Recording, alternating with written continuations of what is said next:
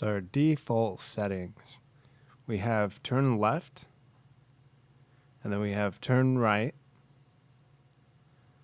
then we have the forward button, then we have the backpedaling button, and then we have both our strafing to the left and to the right. I recommend that you unbind the turning buttons and the backpedaling because they are a self-inflicted snare. I'm going to show you a couple settings for the camera. I recommend for the camera that you have it on never adjust.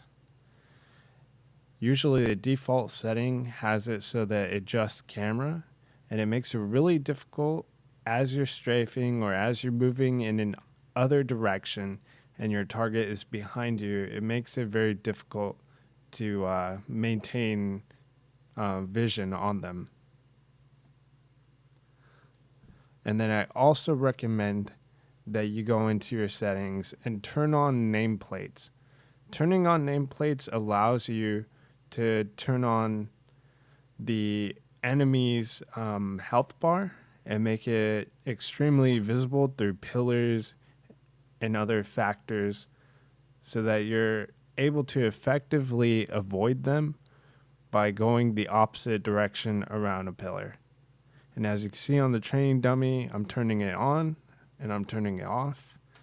And this is very helpful. I recommend using that. So here's an example of strafe popping. And the purpose of strafing is so that you increase your field of vision by 180 degrees. It makes it so that all your abilities that require sight of your target.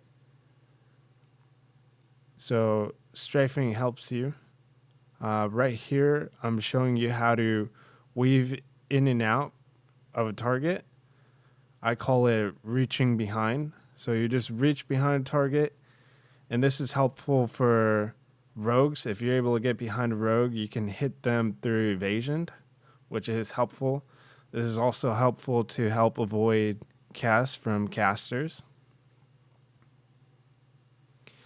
This is an example of the melee circle. This is helpful to avoid casters. Some casters have abilities that are directional, so you have to be in front of them in order to get hit by them. This is good for warriors. This is also good to get behind other melees.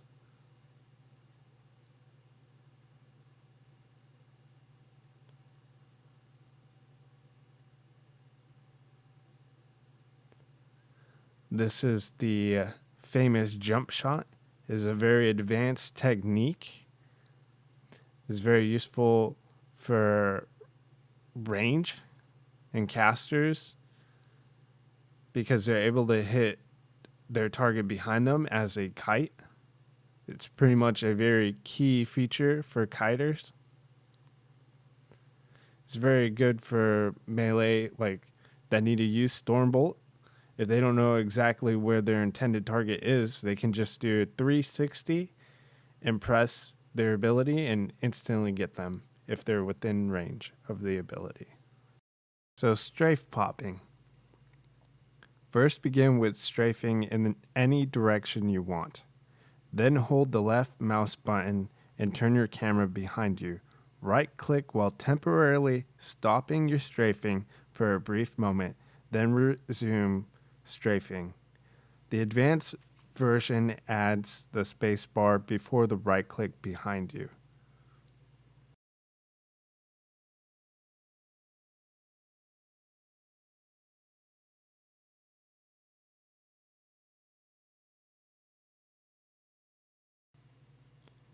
The reach behind.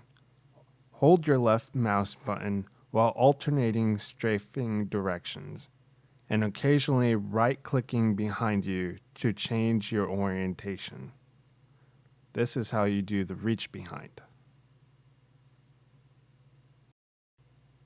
I use this technique to avoid Chaos Bolt from Industrial Warlock. I make them think I'm going one direction, and as they rotate to that direction, I change course and head the other way in order to get behind them and reset. Next, we have the melee circle. Strafe in any direction you choose while holding both mouse buttons. The faster you slide the mouse sideways, the tighter the circle should become. The slower, the wider it can be.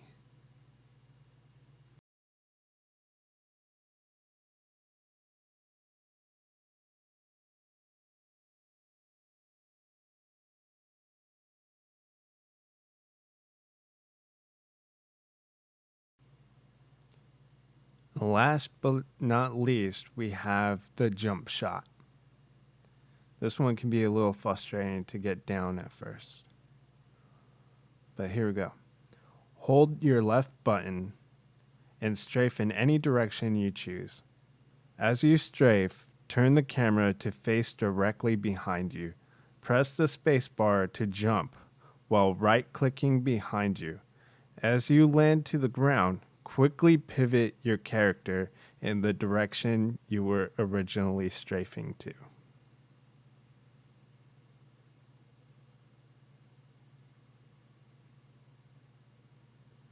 You can also exclude the jumping to make it easier so you have a feel for it. And there you have it. These are all the movements that I recommend learning in order to become better at PvP. Thank you for watching, and as always, thank you for your support.